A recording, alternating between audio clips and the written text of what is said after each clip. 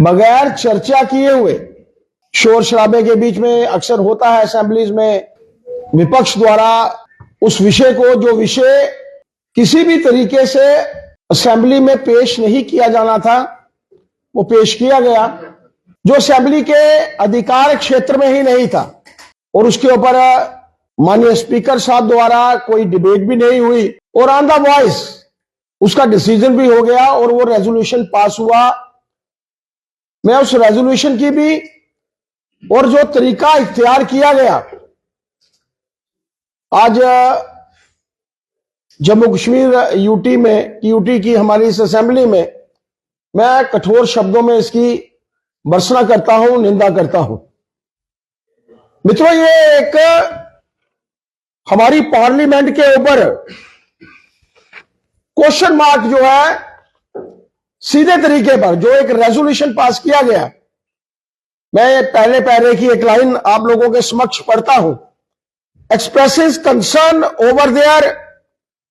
Unilateral removal. अब सबके ध्यान में रहना चाहिए कि 5 अगस्त 2019 को 370 जब निरस्त हुआ था, 35 से निरस्त हुआ था, वो कोई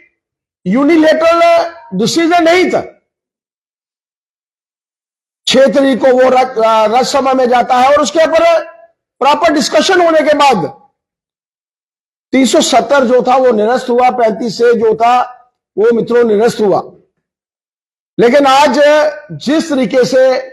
असेंबली में इस विषय को रखा गया, ये हमारी पार्लियामेंट की भी जो है वो तौहीन है, ये ब्रीच ऑफ प्रिविलेज है। और इस प्रिविलेज में जो लोग भी जिनके माध्यम से ये रेजोल्यूशन जो था वो असेंबली में रखा गया, जो लोग इसको सेकंड करने वाले थे, और उसके साथ साथ ऑनरेबल स्पीकर साहब भी जिनके माध्यम से बगैर डिस्कशन के इस रेजोल्यूशन को जो है वो मित्रों पास किया गया। इसके ऊपर जो ब्रीच ऑफ प्रिविलेज है, डेफिनेटली इसके ऊपर एक्शन भी होना चाहिए, होगा भी। लेकिन मेरा मानना है कि जब हम लोग संवैधानिक तरीके से चुनकर आते हैं तो हमारे कार्य भी जो है संवैधानिक होनी चाहिए, असंवैधानिक नहीं होनी चाहिए। आज जिस तरीके का वातावरण आज जम्मू कश्मीर की असेंबली में बनाया गया, वो किसी भी तरीके से इस प्रदेश के हित में नहीं है। हम सब जानते हैं कि जो डिसीजन 5 अगस्त 2019 को हुआ था वो एक इतिहास बन चुका है,